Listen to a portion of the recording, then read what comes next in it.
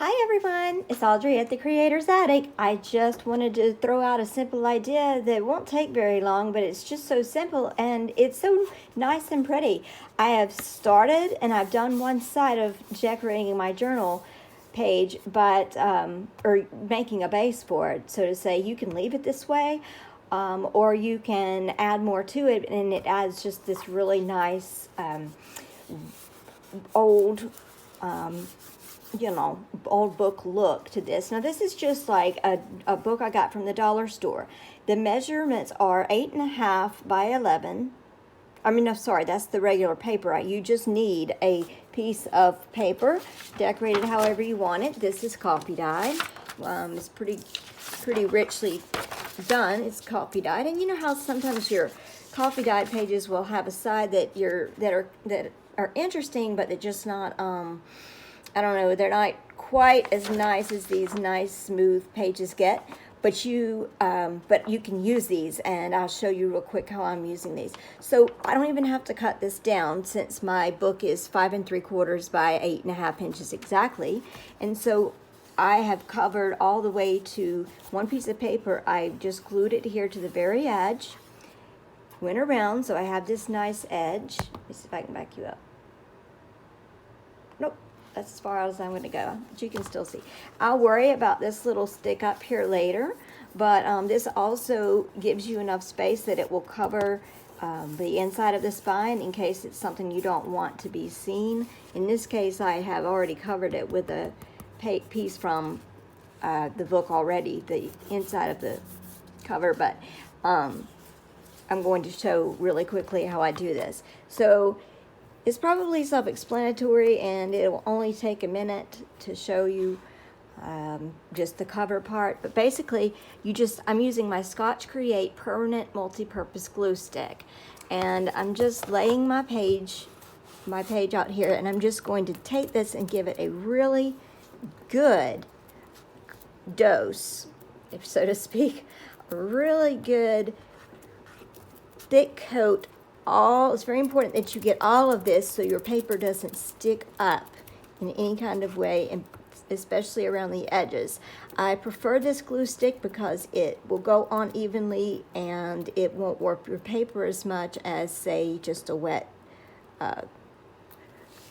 piece of glue. Now, this edge is a little bit more wrinkly, so this is going to get covered up with cheesecloth.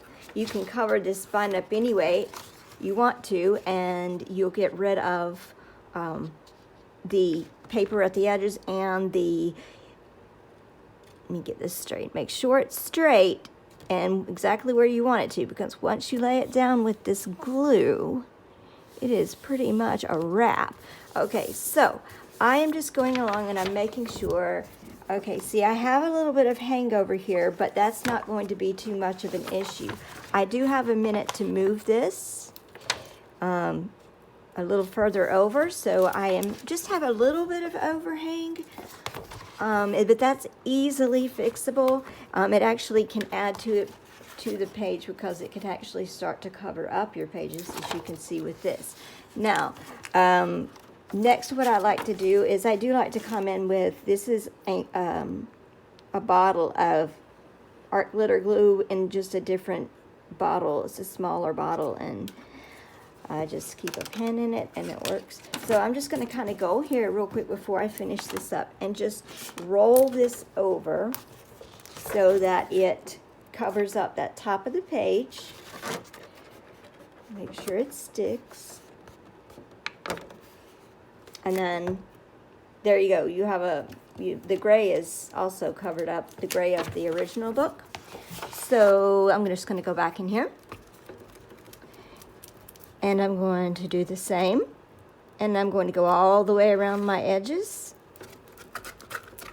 All the way around. And you want to make sure that you put the paper straight on the front, because when you do that, it will be even, and you'll make sure that your book is covered completely. And we'll have to come back in with some glue and fix a few things.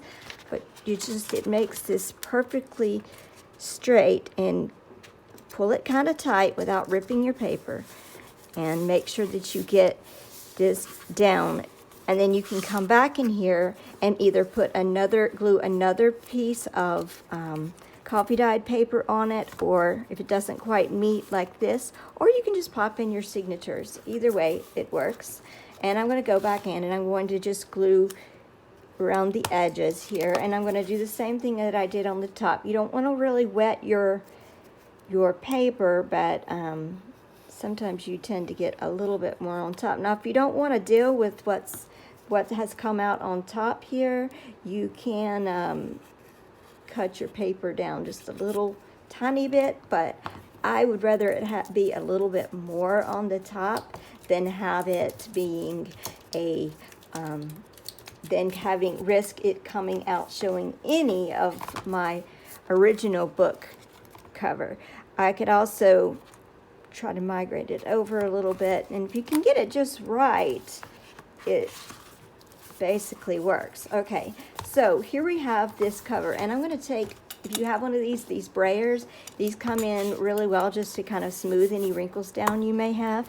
And I'm just going to go over the front with my brayer and really well on that edge to give it a nice crispness. And then I'm going to do the same thing here. And then I can come back in with, say, a little bit of Fabrifix or something and cover this up. Or I could just take another strip of washi tape. You can use washi tape, but just to come back in and put a nice thing. And then I will be able to fit 2 signatures in this journal. And if I have a little bit too much up here, I can also come up here and try to cut some of this down, or I can glue it and just continue to do this across the top until it goes away. But anyway, what I end up doing is putting like a cheesecloth. You could use ribbon or whatever you want. You can even sand the title off of this with a sanding sponge or sanding block. And if you have some like that, you know, it starts to come off, and you can get your book names off of there in case you just wanted to leave it like this and sew through the spine. So many different things you can do here, but this is just an idea. I'm going to go through in here, and after I've glued this down a little bit more so it's not sticking up, then I will go ahead and add my signatures. So this is just a simple idea. It works great. No cutting papers down or anything, and it's just almost an instant small little book. And you can cover it like a junk journal, or you can cover, or you can cover it, do more to it, leave it like this.